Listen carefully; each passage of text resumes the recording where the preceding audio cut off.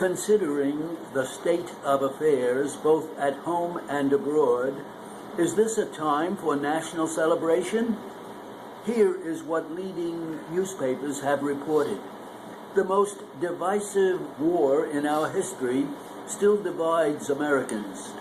A United States Army force has been defeated by ill-equipped guerrillas. The American elective process has been contravened. The most deadly sort of racism is rampant, and the law is oppressive. A presidential administration has been exposed as corrupt. The economy is in a shambles. Crime is rising.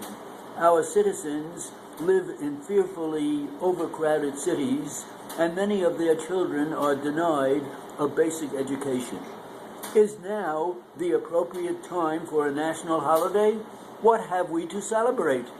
All of these points were raised when the United States was celebrating its first centennial in the year 1876. The memory of the Civil War was still vivid, and even as Philadelphia began its centennial observance, word came from that General Custer's command had been slaughtered at the Little Big Horn. Samuel B. Tilden had outpolled Rutherford B. Hayes, but Congress handed the presidency to Hayes anyway. The Ku Klux Klan was riding high, and Texas was living under lynch law. President Grant's administration had been virtually dismantled by scandal. The country was still reeling from the 1873 panic, and workers found their incomes slashed by as much as 50%. In Philadelphia, the murder rate jumped 75% during the centennial year.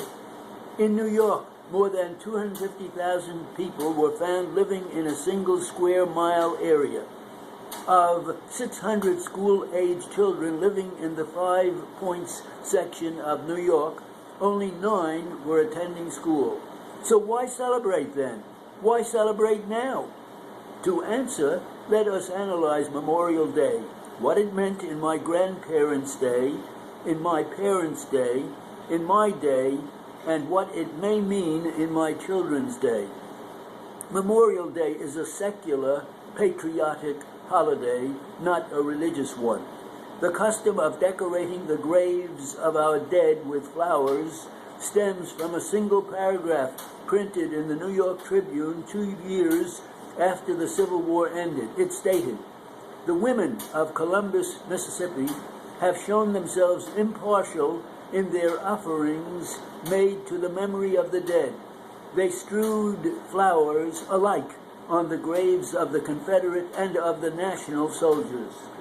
The North was thrilled with this show of tenderness, and the incident became a symbol of amity and understanding between the states.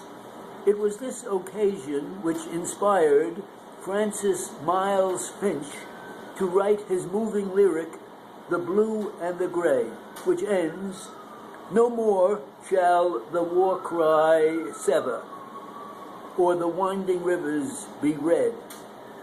They banish our anger forever when they laurel the graves of our dead. Under the sod and the dew, waiting for Judgment Day, love and tears for the blue, tears and love for the gray."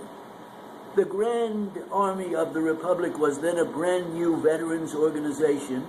It had made its first encampment at Indianapolis on November 20th, 1866.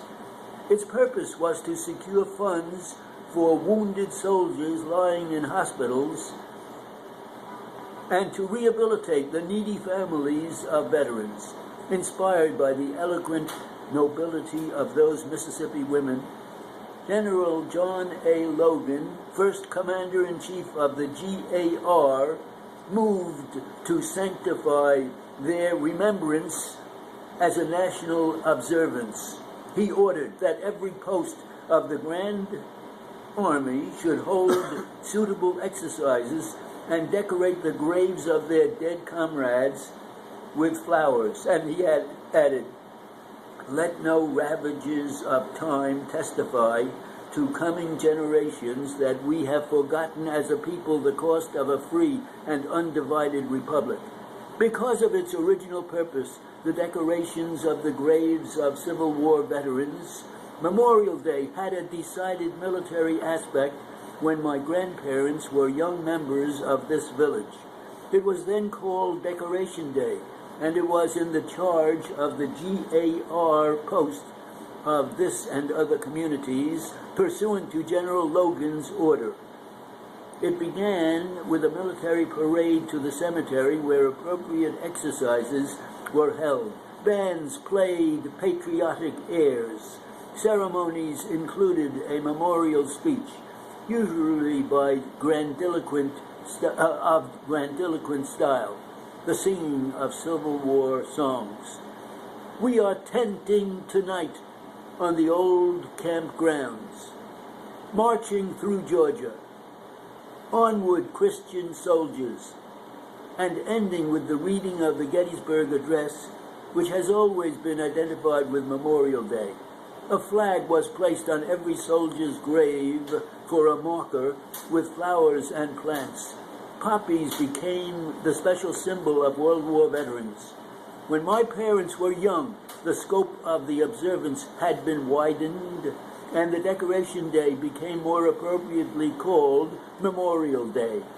The change signified homage to all graves, those of public officials.